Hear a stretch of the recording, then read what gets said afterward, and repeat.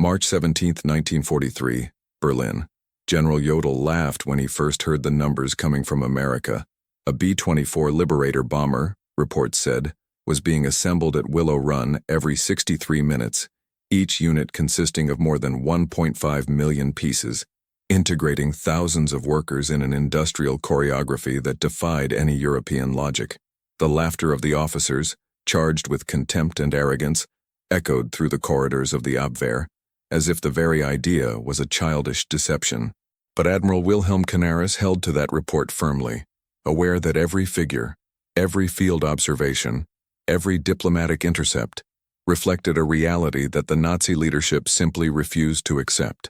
That laughter was about to be silenced by America's industrial avalanche. The following video will reveal how a single factory managed to surpass, in speed and accuracy, Germany's entire bomber production capacity, turning predictions, underestimations, and arrogance into a fatal miscalculation. It is a story of espionage, of logistical genius, and of a leadership unable to recognize the magnitude of what it faced. The viewer will be guided through factory corridors, secret reports, and tension-filled meeting rooms, discovering how American scale has made the impossible seem inevitable.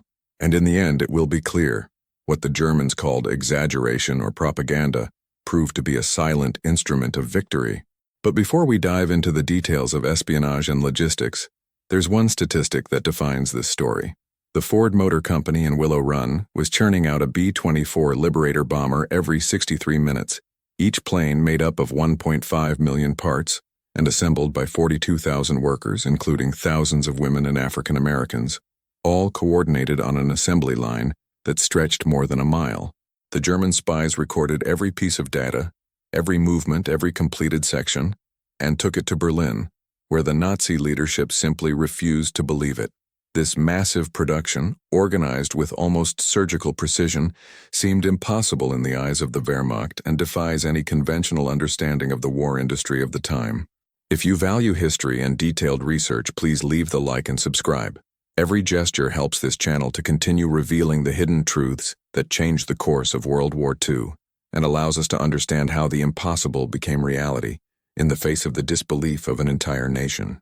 March 1943 found Germany surrounded by fronts stretching from the Atlantic to the Black Sea, each military command pressing to maintain an illusion of invincibility as the real world quietly advanced beyond its borders. At Abwehr headquarters, wide corridors and meeting rooms with maps hanging on the walls breathed arrogance and unbridled confidence. General Göring, ever confident in the supremacy of the Luftwaffe, studied reports detailing American capability and simply dismissed them with a wave of his hand or a muffled laugh, convinced that democracy was slow, inefficient, and incapable of producing anything but refrigerators and automobiles. Hitler, steeped in maps of the Eastern Front, listened impatiently about factories supposedly producing hundreds of aircraft a month, a statistic that seemed absurd in the face of what the Reich could imagine as war capability. Meanwhile, Canaris studied the same reports with a mixture of apprehension and disbelief. Each number represented a reality that could redefine the war, but no one in a position of decision wanted to face it. The Willow Run line wasn't just long. It stretched for more than a mile, connecting hundreds of assembly stations, crossing departments that made up 42,000 workers in an almost mechanical choreography of precision and rhythm. Each B-24 Liberator was assembled in sections, from wings to fuselage and tail, converging like rivers at sea, with parts coming from satellite factories that supplied the entire operation without interruption. What the Germans called exaggeration or propaganda proved to be absolutely real. The American production rate exceeded by 10 times the combined capacity of German bomber factories. To the effect of shock, Ford managed to maintain an average of 650 B-24 aircraft per month, while the entire Luftwaffe hardly reached 60. In the midst of this realization, there is a pause in the narrative, almost as if Canaris was holding his breath. The American production of bombers was 10 times greater than the German production in the middle of the war. If you were surprised by this statistic, write in the comments a word that sums up the impact: absolute power, unbelievable, shocking data, or logistics wins. This production line, which included women operating rivets, African American workers handling sophisticated machinery, and 16-year-olds managing supplies, showed a functioning democracy in action. utilizing all available human resources without prejudice or ideological restraint, a concept that the Nazi vision considered impossible. And yet, inside the Berlin classrooms, Göring remained skeptical. Hitler dismissed the numbers as fiction, and officials were reluctant to confront reality, creating a bitter irony. The enemy did not need to invent miracles, but to understand what the Americans were already doing. Tension mounted, and every report, every photograph, and every intercept seemed to carry an invisible threat, about to crumble the entire narrative of German superiority. While Germany remained blind to the American scale, Canaris knew that the next few months would reveal that underestimating the opposing industry would be a fatal strategic mistake. The next chapter promised to reveal the detailed workings of the Willow Run factory, its logistical innovations, and how each human and mechanical cog came together to turn unbelievable numbers into tangible reality, making it clear that what the Germans despised was about to dictate the pace of the war. Admiral Wilhelm Canaris, seated at his desk at Abwehr headquarters, watched the maps, reports, and photographs detailing American bomber production with a mixture of fascination and apprehension. He wasn't just an observer. He had a deep understanding of the numbers, logistics, and engineering behind every B-24 Liberator coming out of the Willow Run line. Every report that came in from agents across America confirmed the same reality that Nazi officials couldn't accept. Ford was producing an aircraft every 63 minutes, each made up of 1.5 million parts, integrating sections of fuselage, wings, tails, and engines in a synchronized fashion as if they were part of a single industrial organism. Canaris knew that this capability was not only impressive, it was almost unattainable in any other part of the world, including Germany, whose bomber production was limited by bureaucracy, material shortages, and rigid belief in military hierarchies. He understood that by presenting these numbers accurately, he would be putting his own life at risk, as the Nazi leadership saw any divergence from the official narrative as defeat or betrayal. At each meeting, Canaris noticed the growing resistance of Göring and Hitler, who discarded reliable data as propaganda, while he, silent and calculating, wrote down every detail, every visual evidence, and every human testimony. He recorded how women new to factory work, teenagers, African Americans, and experienced men operated rivets, aligned panels, and checked hydraulic systems with military precision, multiplying industrial efficiency in ways German officials could not even imagine. Canaris understood that the true strength of American production did not reside only in machines or materials, but in the way in which the entire society was mobilized to transform human resources into an unbeatable productive power. He studied internal transport flows, supply lines, and coordination between suppliers and departments, quietly comparing each metric to the capacity of the Luftwaffe and German industry, realizing that even at the height of its efficiency, Germany could never keep up without accepting a radical structural transformation that the regime refused to admit. Each report brought frightening figures. Tons of aluminum consumed monthly, thousands of hours of work condensed into repetitive, standardized operations, and a steady cadence of completed aircraft that defied any German strategic prediction. Canaris, aware of the magnitude of this difference, felt a growing moral weight. He knew that the deliberate ignorance of the German leadership would turn every day of American production into an invisible, if ineffectively perceived threat to Berlin. At the same time, he maintained contact with Allied officials, neutral diplomats, and foreign observers, independently confirming the accuracy of the information, recording every discrepancy between reality and Nazi perception. Canaris's internal tension was rising, as any attempt to convince the top leadership could be interpreted as defeat or betrayal, while inaction meant only postponing an inevitable tragedy. He understood that the strategic ignorance of Hitler and his generals was not just theoretical but practical. The underestimation of American capability turned the enemy's strength into a decisive advantage that quietly accumulated, second after second, aircraft after aircraft. In the silence of his office, Canaris contemplated the cruel irony. What the Germans believed to be exaggeration or a lie, the skill of a productive democracy, made it tangible and impossible to deny, even in the face of refusal to see. Every recorded detail, every recorded figure, every testimony from American workers and supervisors cemented the certainty that Germany was trapped in a false narrative and that real power was materializing in Willow Run, while officers ridiculed reality itself. And as Canaris prepared for the next report, he knew that the revelation of a single statistic, the monthly production of 650 bombers in a single plant, more than Germany could muster in an entire year, would still be rejected, but it would sow the seed of an inevitable shock, setting the stage for a full understanding of the gulf that separated Nazi arrogance from American efficiency, a gap that would define the course of the war in the following months. In mid-1943, the first detailed reports began to arrive in Berlin, coming from German agents positioned at strategic points in America, Mexico City, where diplomats and businessmen observed the movement of raw materials, Spain, where industrial contacts sent information about the flow of parts and inputs, and Sweden, from where expatriate engineers transmitted analyses on the technological and logistical integration of the assembly lines. Each report described with almost obsessive precision the workings of Willow Run, thousands of workers at repetitive stations, working in harmony, sections of wings, fuselages, tails, and engines that converged in a synchronized choreography while maintaining an unprecedented cadence of production. Graphical reports showed the distribution of tasks, the flow of materials from satellite suppliers, and the average time to completion of each subcomponent, revealing an integration of engineering and logistics that the Germans had not found in any European laboratory or factory.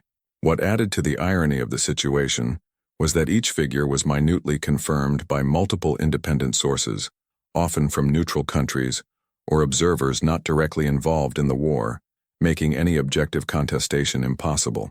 Meanwhile, German officials, including Canaris, recognized the magnitude of the American industrial effort: 42,000 workers, including thousands of women and African Americans, performing tasks with precision and military cadence, turning the diversity of the aero workforce into strategic advantage and record productivity. The production of a B-24 every 63 minutes was not a propaganda exaggeration. It was a documented reality, supported by secret footage, aerial photos, and raw material inspection reports. The assembly line stretched for more than a mile, with each section functioning as an independent but perfectly coordinated organism, demonstrating an efficiency that, to the Germans, seemed almost supernatural. Canaris watched this information with a mixture of astonishment and regret, knowing that presenting the truth to the Nazi leadership would be met with skepticism or punishment, but that ignoring it would allow the American advantage to consolidate irreversibly. Among the most striking details was the monthly consumption of aluminum and steel, which multifolded the entire German industrial capacity dedicated to the production of bombers, and the continuous pace that maintained the pace of production, even with workers newly integrated into the line. A direct comparison showed that while Germany had produced fewer than 60 heavy bombers per month in all its factories, Willow Run alone reached 650, with impressive predictability and consistency, combining technological innovation with efficient human management. In the midst of this analysis came the growing historical irony. German officers, relying on their military traditions and ideological beliefs about racial supremacy and discipline, could not accept that a diverse and seemingly inefficient democracy could outperform all European productivity calculations. Even in the face of photographs, detailed production flow diagrams, and confirmed statistics, Göring and Hitler dismissed the numbers as exaggerations or lies, perpetuating the strategic blindness that was beginning to erode their ability to plan any effective response. Canaris wrote down every figure, every testimony, every technical detail, aware that every minute of American production represented a cumulative increase in power that would eventually surpass any German defense. In one of these silent notes, he recorded that if the figures were minimally correct, Willow Run would produce in a single month more aircraft than the entire Luftwaffe could muster in a year, a difference which, if recognized, would have forced the Third Reich to reconsider the entire air strategy and logistics. The tension was not only in production, but in the inability of the German leadership to grasp reality. They underestimated the enemy not for lack of intelligence, but for ideological refusal to accept that American democracy could combine technology, diverse labor, and industrial planning on a scale that turned seemingly impossible numbers into an incontestable reality. And as Canaris studied every detail, recording what the Spies called a logistical miracle, the narrative was preparing to reveal not only the workings of the assembly line, but how this American advantage would be, in the months to come, a decisive factor in redefining the strategic balance of the war. showing that what the Germans disdained was about to become the most unexpected nightmare of their arrogance. The American numbers kept coming, each more impressive than the last, but in the Nazi leadership the reaction was the same: mockery, disbelief, and a stubborn refusal to accept the magnitude of the threat. General Göring, always so confident in his Luftwaffe, disdained the reports, considering them the exaggerations of Allied propaganda. "They're just trying to fool us with inflated numbers. The Americans can't produce a bomber like we do," he said, laughing. Hitler, in his bunker, turned over the maps of the Eastern Front and, with an impatient expression, dismissed the data as lies fabricated by the Jews and the Democrats, convinced that the Allies were only trying to scare them.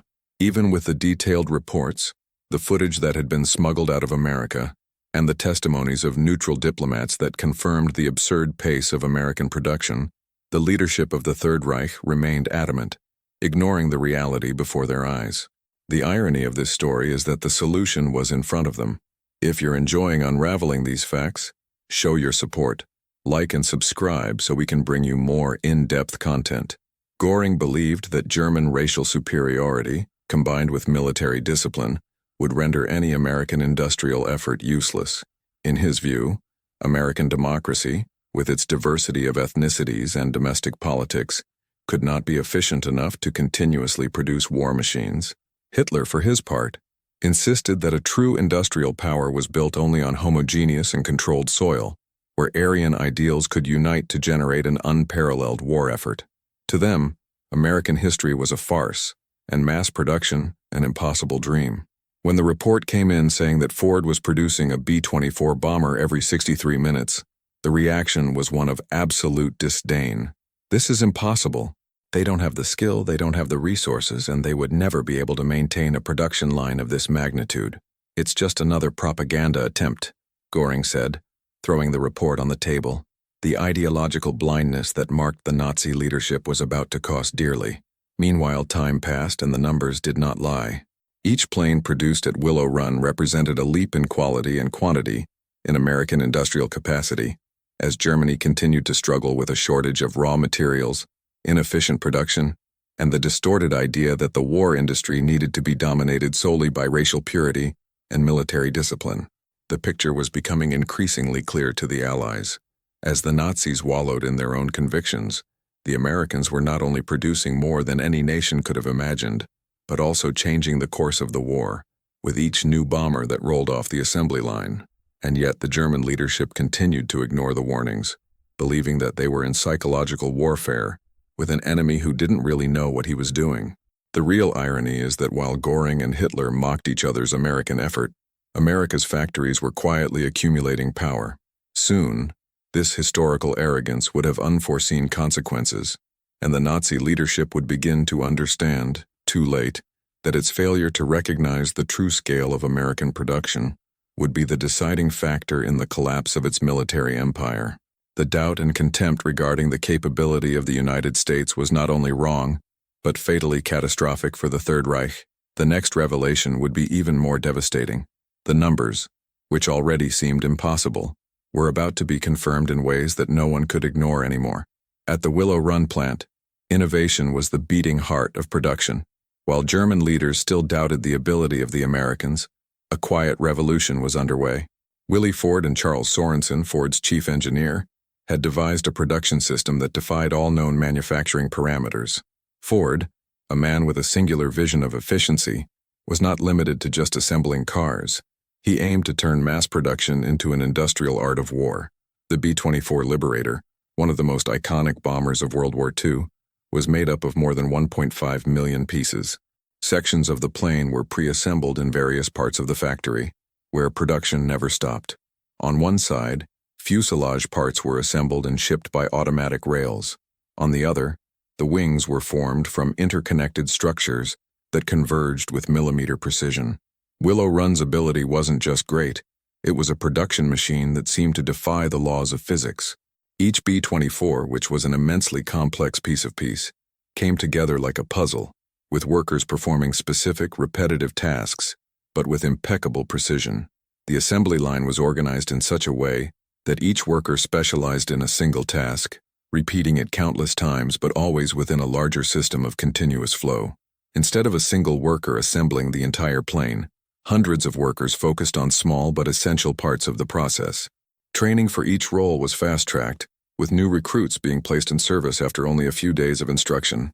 Ford had created a system of training and task distribution that could turn anyone into a highly skilled worker in record time. And unlike German factories where labor was rigid and hierarchical, the American assembly line integrated women and minorities into critical roles.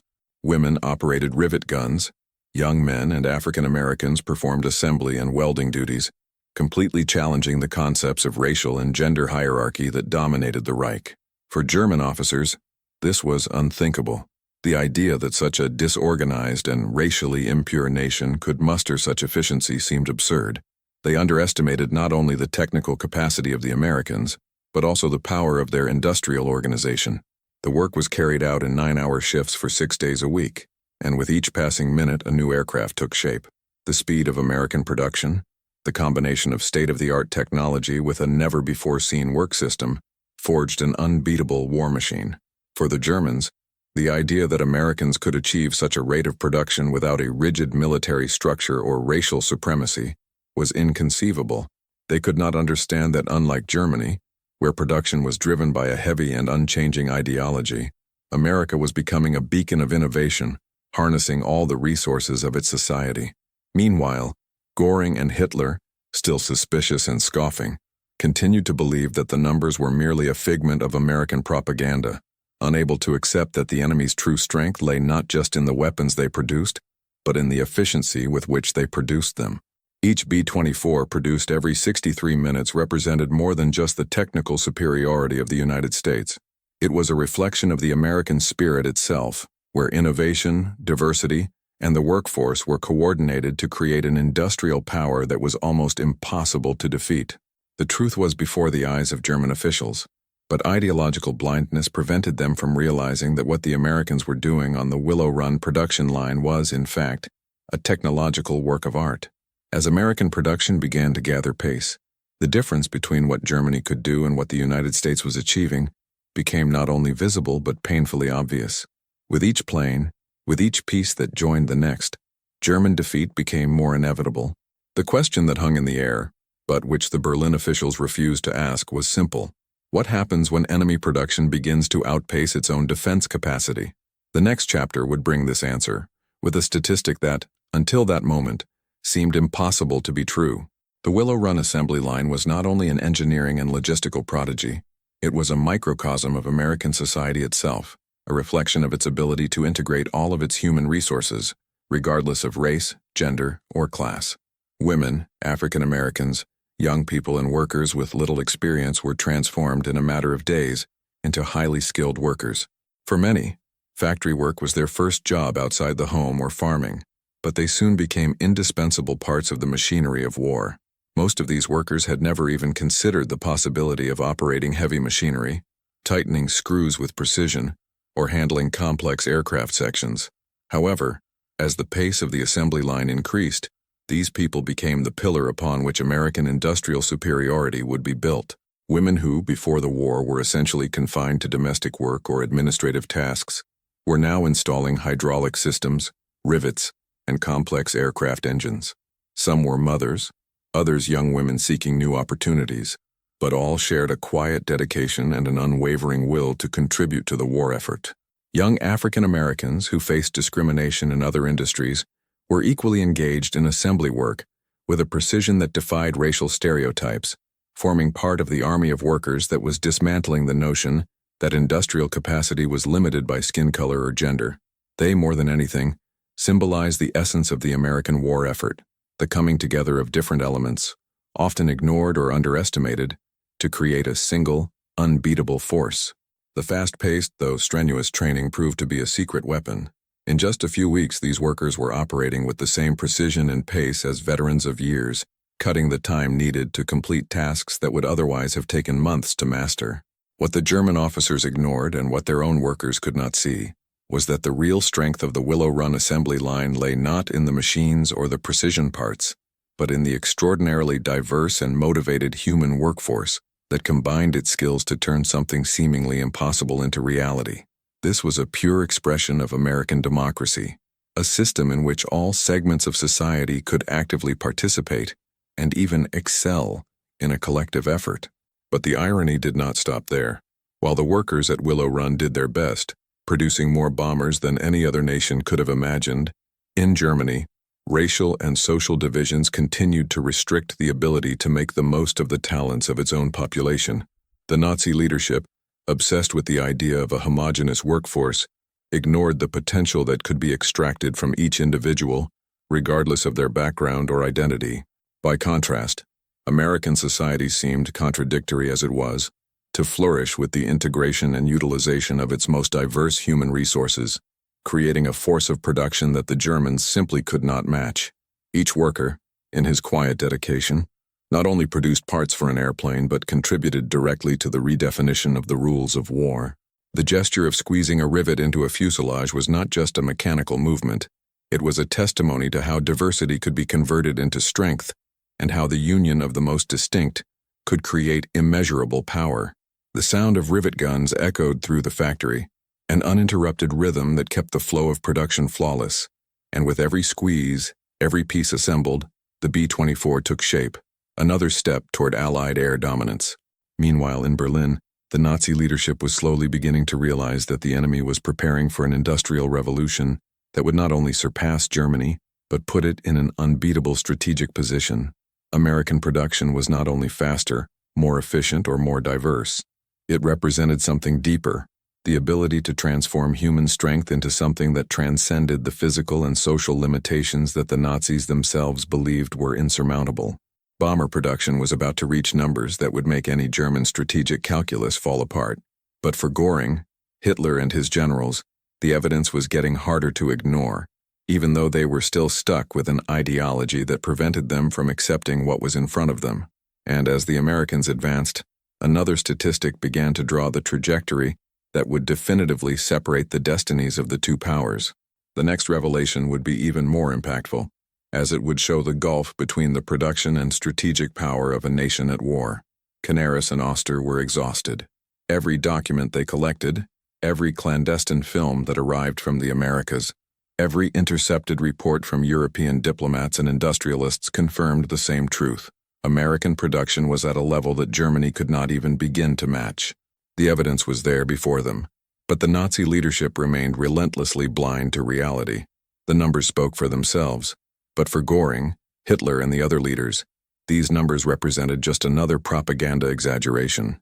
The monthly production of 650 B-24 Liberators at Willow Run, a production rate higher than the entire German bomber production combined, was something they simply couldn't believe. American production is a lie, Göring said dismissively, dismissing any attempt at logical analysis that Canaris was trying to present.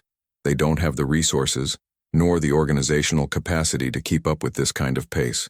They're just trying to fool us. Canaris knew he was facing a wall of resistance not based on logic or evidence, but on an ideology that refused to accept any possibility of defeat. He tried everything. He presented detailed footage from the assembly lines, where the incessant sound of rivet guns echoed as sections of the B-24 joined together with meticulous precision. He described how Ford used more than 42,000 workers, including women and blacks, to maintain a steady flow of production, surpassing any industrial effort Germany had ever attempted. But none of this was enough to break the stubborn belief of Nazi leaders that their industrial superiority was unquestionable. The irony of this did not escape Canaris, but he knew he was in an impossible position. He was right, and the evidence was clear, but Hitler's leadership was closed to the truth, and he knew that insisting more could be seen as a form of weakness. Canaris looked at Oster, who was equally exhausted and frustrated. Both knew that the worst was yet to come. "We're losing the war because of this," Oster muttered, his gaze fixed on the papers on the table. The German leadership was refusing to believe it, and this would render any German industrial response powerless in the face of overwhelming American production. And then, at that moment, an irrefutable statistic entered the conversation. The production of American bombers concentrated in a single manufacturing plant, Willow Run, exceeded by 10 times the total capacity of all aircraft factories in Germany. 10 times. The sheer magnitude of this difference made any other comparison seem irrelevant. The numbers, more than anything else, were a stark reminder that Allied victory was not a matter of if, but when. If you're as surprised as Canaris by this disparity, leave a comment below with one word to summarize the impact of this statistic: absolute power, unbelievable, shocking data, or logistics wins. The battle Canaris was waging was not just against a military enemy, but against a worldview that refused to adjust to reality. He knew that in the end, this miscalculation would have devastating consequences for the Third Reich. American production was no longer just a matter of quantity. It was a question of quality, organization, and efficiency, and that was about to make the difference between victory and defeat. Göring once again laughed at Canaris and Oster's attempts to present the truth. The Americans can make fast planes, but that doesn't mean they can win the war, he said, trusting in the superiority of German military strategy. Hitler, hearing of his position, simply ignored the conversation, once again focused on his ambitions to the east, where he believed the war would be won or lost. But tragedy was unfolding before them, and Germany was refusing to see it. The next confrontation would not be with soldiers or planes, but with an industrial machine that, when recognized, would make any German resistance insufficient. The ideological collapse of Hitler and Göring was about to find its reflection on the battlefield, and when it did, the numbers would no longer lie. The year 1943 brought with it the first great shockwave that began to reverberate through the front lines and headquarters of the Third Reich. American bomber production was becoming a reality impossible to ignore. Reports about the industrial capacity of Willow Run and other American factories began to be confirmed by sources within Germany itself, and the numbers were simply devastating. Heavy bomber production, now averaging more than 1,400 aircraft a month, was putting the Luftwaffe in an increasingly vulnerable position. For every B-24 that rolled off the assembly line every 63 minutes, Germany was producing, hopefully, a fraction of that. When the first figures were confronted with the reality of German aircraft factories, the discrepancy was of such magnitude that the Nazi leadership began to realize that the war was being decided in another field, the field of industry. The impact of American production was not only numerical, it was strategic and moral. Every B-24 bomber, every piece produced with near-scientific precision, represented not only a technological advantage, but an unbeatable morality. While Germany was investing enormous amounts of resources and energy in experimental projects, such as the Messerschmitt Me-262, the world's first jet fighter, the United States was creating a war machine that efficiently and quickly mass-produced planes that could be launched directly onto battlefields, changing the course of warfare. The tragedy for the Germans lay in the irony of their own inability to see this. American production was not only fast, but immensely efficient. Each worker, trained in days rather than months, was part of an invisible army that breathed life into a war effort that could not be slowed down. The Germans' biggest mistake was underestimating the power of American logistics and, even more, the strength of their diverse society. When Canaris and Oster tried to convince the Nazi leadership that the war was being lost in the industrial field, their message was met with mockery. The evidence did not seem convincing enough, despite being overwhelmingly clear. The limited vision of Nazi officials blinded them to the transformation that was taking place in the United States. They could not comprehend how a democracy that used its factories to massively produce could compete with the power of a European war machine. The German refusal to accept the industrial superiority of the United States led to the first major strategic failure, the attempt to sabotage American factories. German submarines were sent to the east coast of the United States with teams of undercover saboteurs with the mission of disrupting aircraft production. However, the sabotage failed. The safety systems of the factories and the monitoring of transport routes were at such a level of effectiveness that no attempt at disruption was successful. The engineering of the factories, in addition to production, also included structural shielding against sabotage. At the same time, while the Americans were preparing for further expansion, Germany was at a loss, unable to even respond adequately to a threat it did not even understand. The fact that the saboteurs failed in their missions, with American factories operating virtually without interruption, made it clear that while the Nazis tried to fight back, the United States had already adapted and overcome the challenges of industrial warfare in a way that no nation could have anticipated. Now the numbers were becoming irrelevant. The force of production was beyond any attempt at resistance. Americans were winning the war quietly, in factories and assembly lines, while the Nazis still believed that true military power lay on the battlefields, where morale and willpower would define the winner. The real climax was about to come, and while the Reich continued to ignore the historical impact of American actions, bomber production would reach numbers that would put Germany in an indefensible position. The next part of the story would reveal a strategic shift that would affect not only the numbers, but the fate of the war. As the months progressed in 1943, information about the mass production of bombers in the United States began to spread beyond Germany's borders, reaching the Allied intelligence community and even Reich's own spy network. Secret agents, diplomats, and foreign observers were beginning to confirm what Canaris and Oster had already tried to communicate to the German leadership. The United States was producing more bombers than any nation could have imagined. A staggering number was mentioned repeatedly: 400 B-24 Liberators per month coming from a single manufacturing plant, Willow Run, outnumbering Germany's bomber production capacity by a ratio of 10 to 1. They were no longer just rumors or speculations, but relentless confirmations of a reality that, for the Nazis, seemed like a nightmare. The nature of this information, coming from neutral and reliable sources, only added a layer of credibility that could no longer be ignored. Swedish diplomats who had visited the plant in Michigan relayed detailed accounts, describing the immense assembly line and the precision of production. Mexican and Spanish businessmen, with business ties to the United States, also provided verifiable information about Willow Run's parts flow and internal operations. The British government, which was already feeling the effects of American air supremacy, began to corroborate the information with data on joint bombing, confirming that the U.S. Air Force was on the rise rapidly, and that the Luftwaffe's defense strategies would no longer be sufficient to cope with the number of aircraft being produced. Even with all these external reports, German officials continued to deny or downplay American production, acting as if the overwhelming evidence was only part of a propaganda strategy. Göring, who had dismissed the information as propaganda fabrications, maintained his blind view of superiority, without even entertaining the possibility that the United States might have achieved industrial production unparalleled in history. The irony became even clearer. While the outside world recognized the magnitude of American production, the Nazi leadership buried itself deeper into its own denial, further aggravating Germany's strategic problems. For the Allies, the confirmation that the Americans were producing on an unprecedented scale brought a sense of renewed optimism. Confidence grew, as with each new bomber that rolled off the assembly line, the idea of imminent victory began to solidify. The Allied forces knew that with the ability to produce an almost infinite amount of aircraft, the war would not be decided solely by the immediate battle, but by the ability to continue fighting indefinitely, something that Germany could no longer achieve.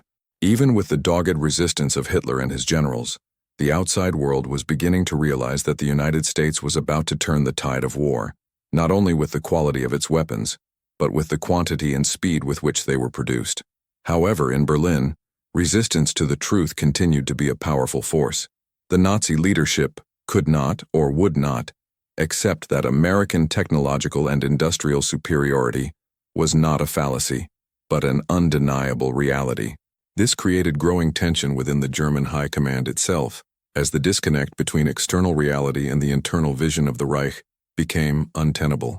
Canaris knew that change was underway, but what he didn't know was that soon, American production would begin to turn this strategic advantage into a concrete victory. The American Industrial Revolution was no longer limited to numbers, was now directly impacting the course of the war, with a pace of production that Germany could not even try to follow. And as the numbers piled up and reality continued to set in, the German leadership found itself increasingly isolated in its worldview, blind to the magnitude of the enemy. The truth was becoming impossible to ignore, and bomber production continued to reach levels that made Canaris's estimates seem conservative. The next step would be the decisive moment, when American production would finally prove capable of dealing an irreparable blow to the Nazi war effort, and Hitler's leadership would begin to feel the weight of its refusal to see the truth. Canaris felt increasingly isolated. With every meeting, with every report sent, he saw the same reaction of disbelief and disdain on the part of the Nazi leadership. As the evidence piled up, reports from agents, testimony from foreign observers, even footage of Willow Run in operation, Göring and Hitler continued to laugh. mocking what they considered to be yet another propaganda attempt. Canaris knew that time was running out. He had already put up unbeatable numbers. 650 B-24s produced per month, more than all of Germany's bomber production in an entire year.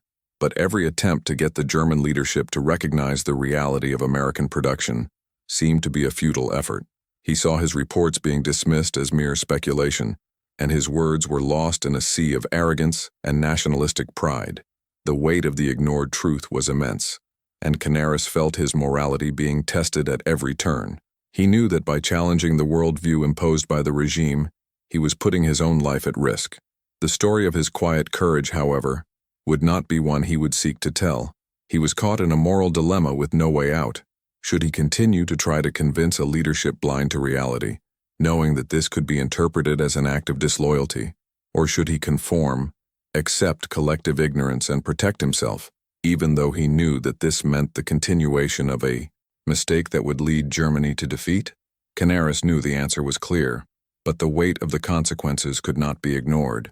The German leadership, which considered itself superior in every respect, was now ignoring one of the greatest advantages a nation could have during a war: industrial and logistical capacity. It was not just the amount of bombs that Germany was losing, but the efficiency of the American system, an invisible but overwhelming force that was making Allied victory more and more a matter of time. Oster, his faithful ally, shared the same frustration, and they both knew they couldn't keep fighting a wall of obstinacy much longer. Deep down, Canaris wondered if this ideological blindness was the biggest mistake Germany had made so far. What he feared, however, was what would come next. If Hitler's leadership continued to reject the truth, catastrophe would be inevitable. They were condemning themselves not only for their lack of action, but for their refusal to accept the numbers piling up before them. Every new bomber produced, every new advance on the American assembly line was a death sentence for the German armed forces. But this truth had not yet been fully recognized in Berlin. The irony was cruel. Germany was being destroyed by its own lack of strategic vision, while the United States, with its mass production, was slowly becoming an unbeatable power. Canaris's moral dilemma only increased as he was confronted with the harsh reality that his attempts to save his country from its own destruction were being treated as treason. The ideological collapse of the Third Reich was underway, and the American war machine was becoming the unbeatable force that would finally bring an end to the Nazi regime. But for Canaris, the price of truth was an inner war, where loyalty to country and loyalty to humanity were in direct conflict. His silent fight for justice seemed worthless in the face of a leadership that refused to see the truth. In the next part, the impact of this refusal would become impossible to ignore, with Germany beginning to feel the true force of American production on a scale that no one could deny anymore. The U.S. war machine was about to create a paradigm shift in the conflict. The failure to accept the reality of American production began to be reflected in dramatic and devastating ways in German military decisions. With the refusal of the leadership of Göring, Hitler, and other officials to accept the data on U.S. industrial capacity, Germany began to make strategic mistakes of catastrophic proportions.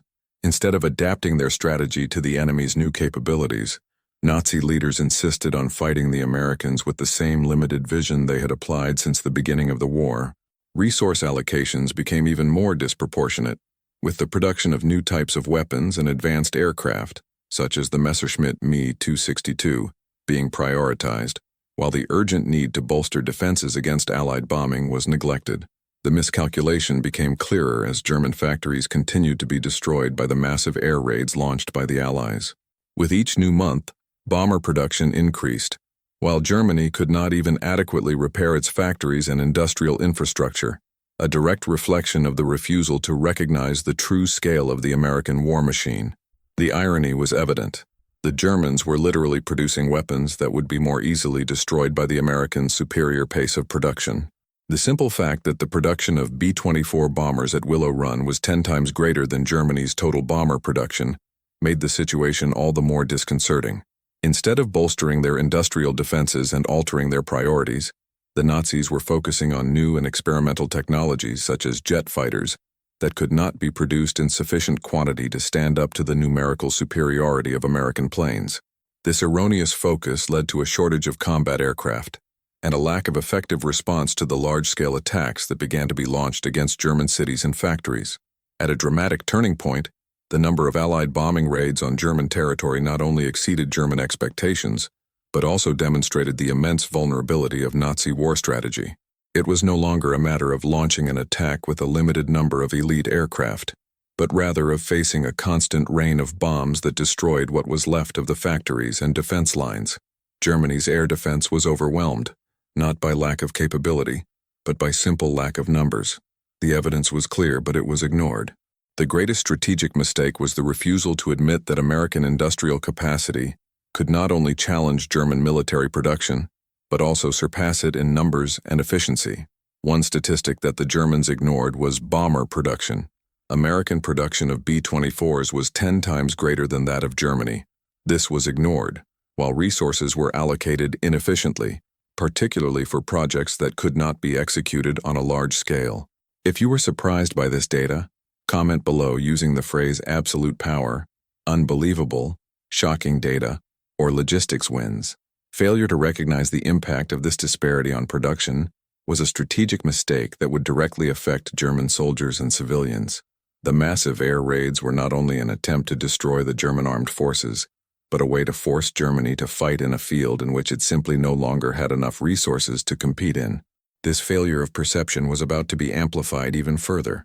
Refusal to adjust priorities and strategies in response to the reality of U.S. industrial and logistical capabilities would lead Germany to an increasingly irreversible collapse. And meanwhile, American production continued relentlessly, creating a reality in which numbers would speak louder than any ideological discourse. The operational tragedy was about to become even more evident. In the next chapter, the relationship between the lack of acceptance of the data and the direct impact on the battlefield will be unraveled, showing how miscalculation led to decisions that caused irreparable losses to the Reich. In 1943, the industrial capacity of the United States reached a point that seemed unimaginable, even to the most attentive observers. The Willow Run plant in Michigan was the epicenter of an industrial revolution that had no parallel in history. Production of B-24 Liberator bombers was at its peak, with a new aircraft being completed every 63 minutes, a statistic that in itself defied any notion of possibility. The efficiency of this operation was of such magnitude that Göring's and Hitler's own calculations, which doubted American capability, began to look pathetic in the face of reality. Every minute, every hour of operation on the assembly line brought one more aircraft into the war, and the pace of production steadily increased. The coordination between the hundreds of sections of the plant was impeccable. The fuselage, wings, tails, and engine sections arrived on rails, as if they were parts of a large industrial puzzle, and were assembled by hundreds of workers, each performing his task with military precision. The standardization system that the Americans had created allowed any worker, regardless of their previous experience, to be trained in days to perform highly specialized tasks. This specialization, coupled with flawless logistics, transformed a complex process into an unprecedented mass production machine. Ford, which was already known for its ability to produce cars on a large scale, now applied the same principles to the manufacture of combat aircraft, adapting its production line in extraordinary ways. With each new stage of manufacturing, the integration between the various satellite industries that supplied parts and components to the Willow Run plant was also exemplary. While German factories struggled with material shortages and logistical difficulties, the Americans had created a supply system that ensured continuous and efficient production. The use of materials such as aluminum, steel, and other essential components was not only constant, but also highly coordinated. Supplies arrived accurately without fail, allowing the plant to operate in 3 shifts a day, 7 days a week. Each bomber that rolled off the assembly line represented the culmination of a coordinated operation that not only exceeded any expectations, but also placed the United States in a position of unbeatable strategic advantage. Germany, with all its technological prowess, was now stuck with a fatal flaw: its inability to organize the mass production of aircraft efficiently. While the Nazis focused on advanced technologies such as jet fighters, the Americans were surpassing them in mass production, something the Germans never considered possible. Germany's excessive focus on creating highly advanced but limited aircraft in number contrasted with the pragmatic and efficient approach of the United States, which preferred to produce a much larger number of simpler but extremely effective aircraft. The irony was clear. German investment in high-end projects such as the Messerschmitt Me 262 was impressive from a technical point of view, but it failed to turn the Reich into a mass-production powerhouse. American strategy, on the other hand, turned quantity into a decisive strategic advantage. America's industrial superiority was not just a matter of more parts or more workers, but rather a combination of innovation, efficiency, and the ability to adapt quickly. The B-24 bomber mass production system has become an example of how to turn complexity into productivity, converting the work of thousands of people into an effective and unbeatable fighting force. To the Germans, this was incomprehensible. The Nazi regime was stuck with its ideology, which disregarded the importance of diversified and accessible industrial production, with resources distributed among a vast base of workers. With each new aircraft produced in the United States, the discrepancy between the two powers became more apparent. But still, German leaders insisted on ignoring the evidence. The underestimation of the United States' capability was no longer an intelligence failure, but a stubborn refusal to accept what was before them. For the Allies, however, the evidence was clear. The U.S. war effort was now in such a dominant position that soon, the balance of the war would permanently shift. What seemed a remote possibility at the beginning of the war, the victory of the Allies by the strength of American industry, was becoming a concrete reality. But for Germany, each new advance on the assembly line represented not only a loss of ground on the battlefield, but confirmation that the war would be lost not in the trenches but in the factories. The Nazi leadership's miscalculation was about to reach its apex, and American production was beginning to turn the war into a matter of math and time. In the following months, the growing strategic advantage that the United States had gained from its industrial production would begin to be directly reflected on the battlefields, altering the nature of the conflict and making German collapse inevitable. The next chapter would bring a statistic that would finally convince even the most skeptical. Within the high walls of German military command, American production seemed a distant, almost irrelevant matter, as officers continued to focus on other, more tangible and urgent fronts. But as the numbers and reports began to pile up, the perception of reality behind the scenes at the Wehrmacht changed.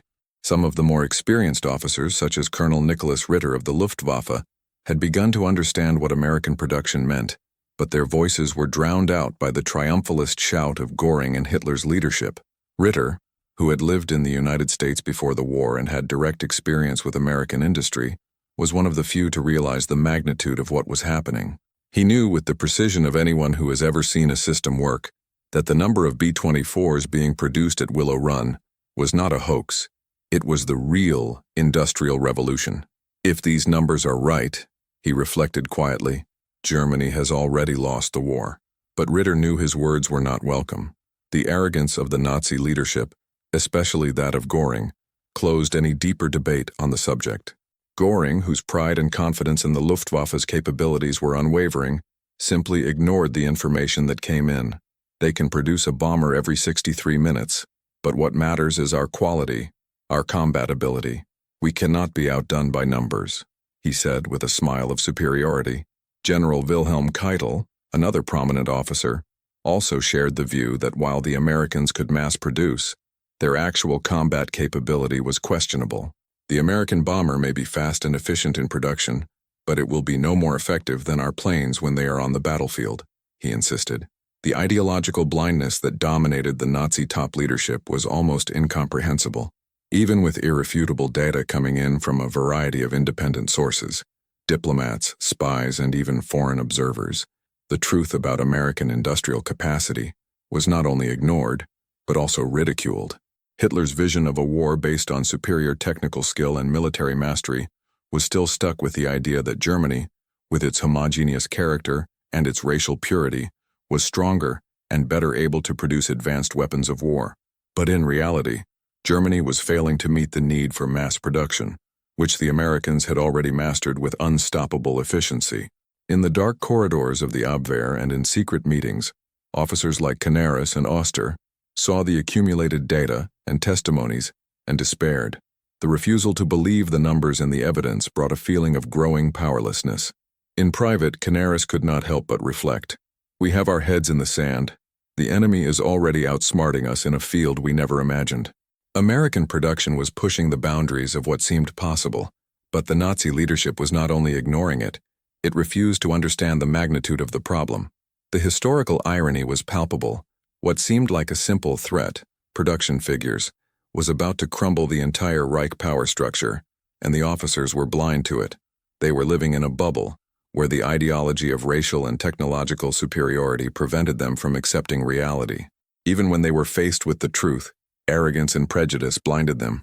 A small group of Luftwaffe officers, such as Colonel Ritter, understood the real impact of information on American production. They saw the threat not just in terms of quantity, but in the way the enemy was managing to operate in such a coordinated, efficient, and rapid manner. They knew that the American war machine was not only large, but also organized, with a level of planning that Germany could not achieve. And yet these officers were powerless to convince their superiors of the gravity of the situation. The failure to accept American industrial superiority turned into a failure of strategic leadership. Nazi arrogance, fueled by an untenable ideology, prevented officials from seeing the true value of mass production. The next step in history would reveal how this strategic mistake would become a tragedy of global proportions. The refusal to see the truth would begin to directly affect battlefield operations, where the numbers did not lie, and the cost of ideological blindness would finally be charged. Germany was about to discover, too late, that victory would come not by the quantity of experimental weapons or the racial purity of its soldiers, but by the ability to mobilize and coordinate an unbeatable industrial force.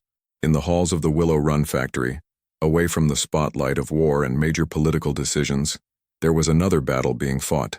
Anonymous workers, whose stories would never be told in the pages of official history, were being forged on the assembly line, each contributing to a collective effort that would change the course of World War II.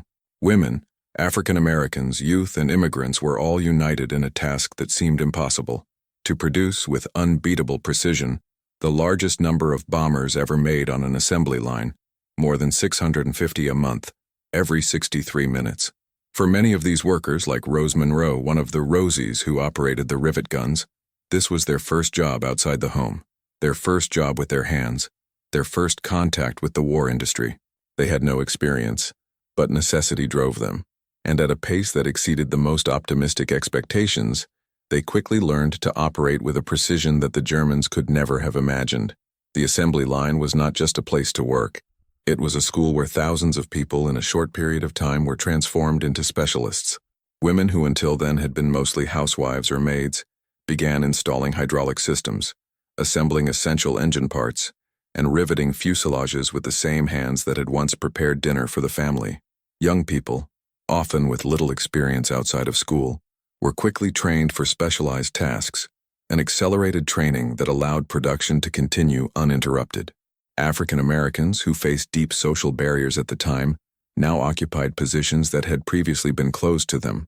They worked in the same conditions as their white counterparts, often alongside them, in a demonstration of how the necessity of war and the efficiency of production could transform a deeply segregated society.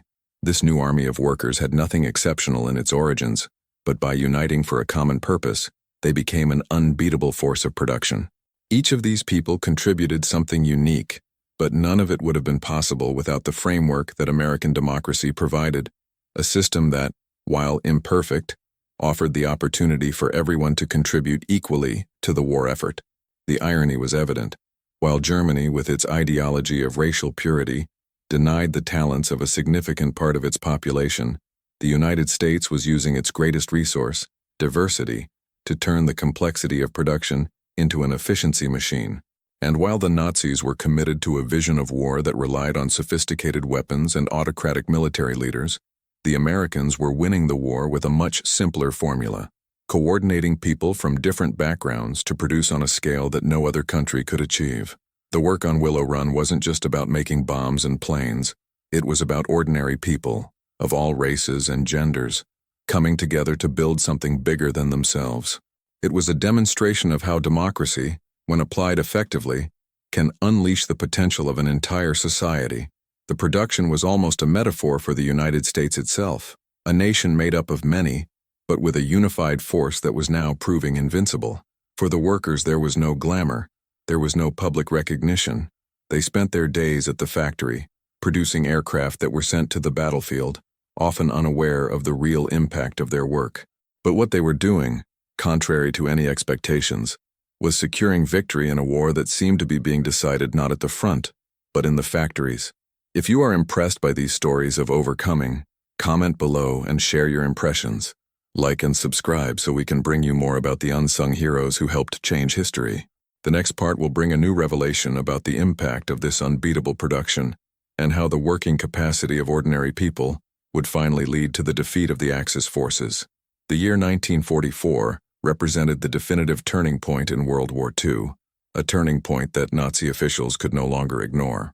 American production, which had been underestimated, now became the determining strategic factor. Documents, footage, and reports confirmed an irrefutable reality. Germany had lost the technological race. Even with all its military strength and advanced weapons, such as the Messerschmitt Me-262 jet fighters, the numerical superiority and logistical efficiency of the United States became unsurpassed. In February 1944, a German intelligence analysis revealed that while U.S. bomber factories produced 18,000 B-24s, 12,000 B-17s, and more than 40,000 combat aircraft across the U.S., Germany could not even reach 20% of those numbers. The statistics were clear. German industry, as advanced as it was in terms of technological innovations, simply could not compete in terms of mass production. And the reason was simple.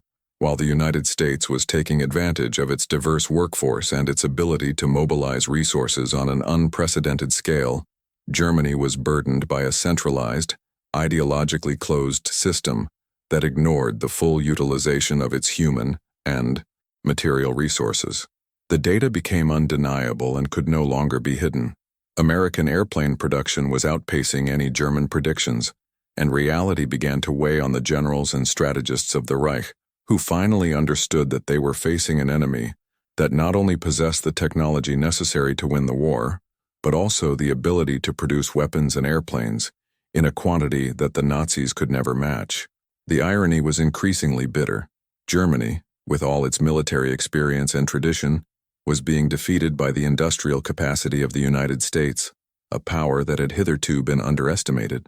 Nazi leaders, obsessed with an ideal of war based on technological innovation, had not understood that the real advantage lay in the quantity and capacity of mass production. They had spent precious resources trying to create new and complex weapons, while the United States had already applied its talent in transforming this complexity into efficient and continuous production. The impact of this mass production could not be underestimated. Germany now found itself in an untenable position. While the Allies continued to launch thousands of aircraft on daily missions, the Luftwaffe lacked the ability to respond. Allied bombers, including the B-24s and B-17s, were now hitting German factories, production centers, and supply lines with devastating frequency. The Americans' unbeatable production pace meant that each new bomber that was destroyed on a mission was quickly replaced by another. Meanwhile, German production was slow and unable to keep up with the scale of the losses. Air warfare, which had been dominated by the Luftwaffe at the start of the conflict, was now completely in Allied hands, and Germany no longer had sufficient resources to sustain an effective defense. At a high-level Abwehr meeting, Canaris watched in silence as the data piled up. He knew that, contrary to what many thought, war would not be decided only on the battlefield, but in the production of war. The figures he and his subordinates had sent to Berlin, along with the footage and testimonies, had been completely ignored by the Reich leadership. But now, the impact of German underestimation was being felt in a concrete and irreversible way. American production was no longer a possibility. It was an undeniable reality that was changing the course of the war. The fatal mistake of the Nazis had been to believe that a country's production capacity could be measured only by the sophistication of its weapons. They were about to discover, in a brutal way, that the real strength lay in the quantity and coordination of resources, a lesson that the United States had already learned and masterfully applied. And as Allied bombers flew over German territory, bringing destruction and death, Germany began to realize that its strategy was doomed to failure. However, the real catastrophe was yet to come, and the true depth of the German failure would be revealed in the coming months, when American production numbers would finally surpass any expectations. The next part of the story would bring a statistic that would confirm beyond a shadow of a doubt that the Allied victory was not a matter of if, but when. Failure to accept the numbers and reports on American production had not only strategic but human consequences, and its impact was devastating. The arrogance of the Nazi leadership, in ignoring the magnitude of America's war output, was a major cause of the tragedies that followed. In 1944, as the Allies bombed German aircraft factories, cities, and industrial centers, the Reich High Command still believed that the war would be won with the sophistication of weapons, not quantity. They underestimated the true strength of the enemy, a war machine that not only produced aircraft at an absurd rate, but that also had the ability to quickly replace any loss. For Germany, this meant an increasingly vulnerable defense, a strategic mistake that would ultimately result in a humanitarian catastrophe. During 1944, German cities and aircraft factories began to be bombed en masse. An American Air Force B-24, produced at an unthinkable pace, was now falling on the Reich in sufficient numbers to create immense pressure. The Luftwaffe's response was increasingly insufficient. Allied bomber losses were high, but the number of aircraft coming out of American factories far outweighed the losses suffered. For civilians and soldiers, the reality was bitter. Entire cities were devastated, and resources which could have been used to strengthen the defense were slowly being destroyed by the bombardments. And all this because the German leadership refused to believe the data, even when the evidence was in front of them. What the Germans had not understood was that the real power of American industry lay not only in the production of weapons and aircraft, but in the resilience of its war economy. Each bomber produced represented not only the industrial capability of the United States, but the ability to sustain a protracted war with no end in sight. Meanwhile, Germany was being exhausted, both on the battlefields and in its factories. The human impact of this strategic failure was immense. Thousands of civilians have died in airstrikes, and many more have lost their homes and livelihoods. But even more devastating was the impact on German soldiers, who were being sent to the front lines with obsolete weaponry and declining morale, knowing that the Luftwaffe would not be able to protect the German sky. The miscalculation in the production of combat aircraft was just the tip of the iceberg. The collapse of German defenses, fueled by a failure to acknowledge the truth about U.S. capability, led to the destruction of supply lines, the loss of troops, and the general disorganization of military efforts. Even the most experienced generals began to see that the war was already lost. But under Hitler's leadership, the refusal to accept defeat continued to affect the decision of millions of people. For the soldiers who were at the front, American production was not an abstraction. It was the reason they were fighting a hopeless war, without the resources to win. Hitler's command, still centered on its belief of racial and military superiority, failed to see the reality of the battle. The enemy's true strength lay in its ability to mobilize and the Reich's inability to keep up with this production.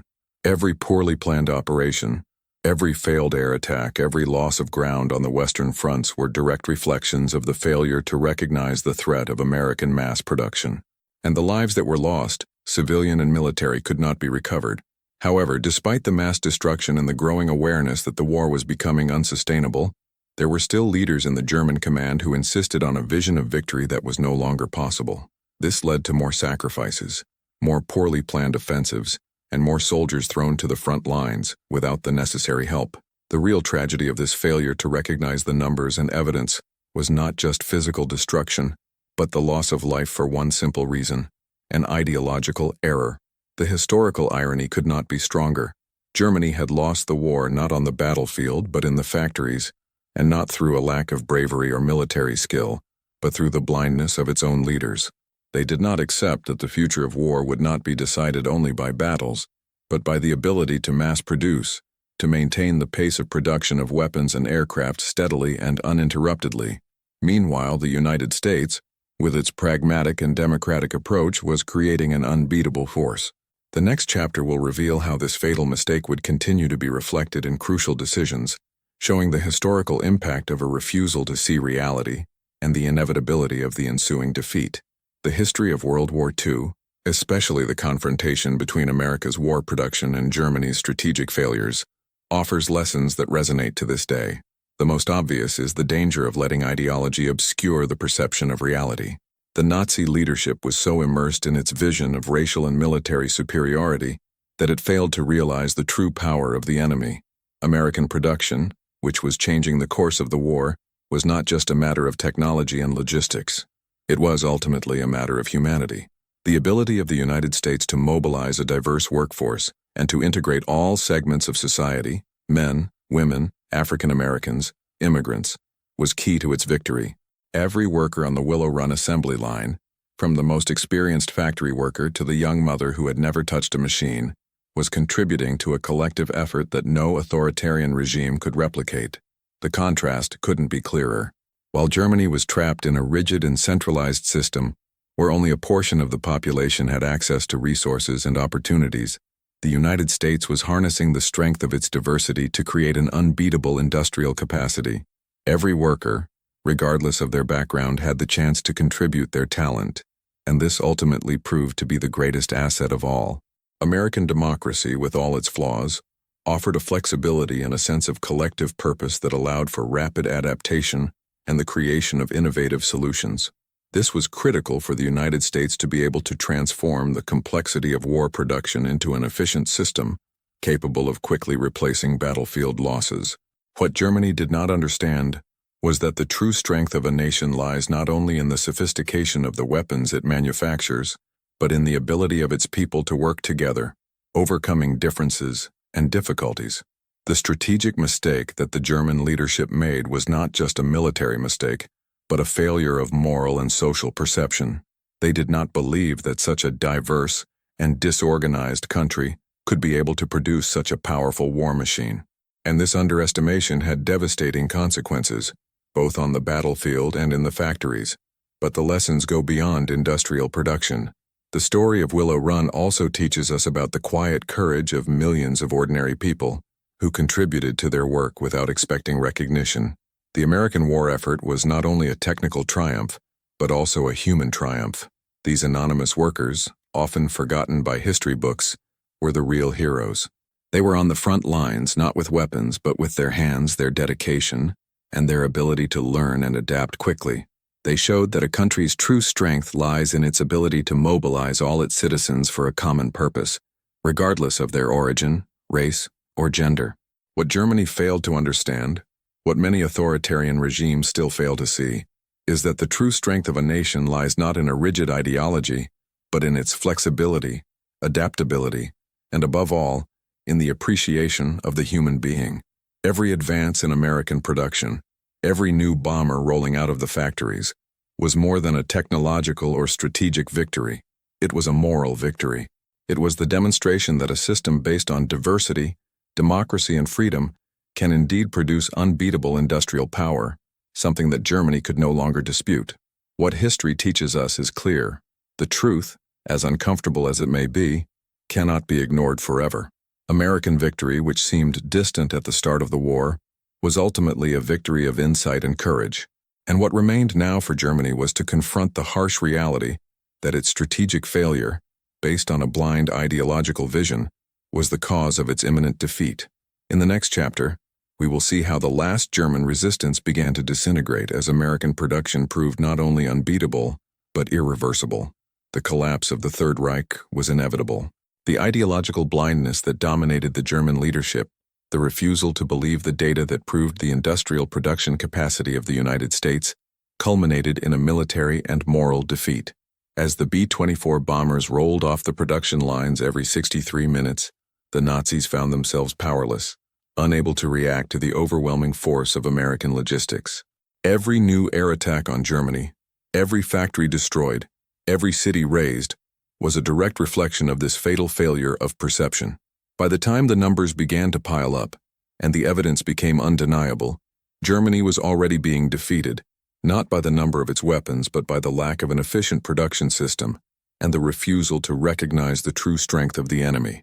The American victory was not only a victory of technology, but of organization, democracy, and an economic system based on the full utilization of available human resources.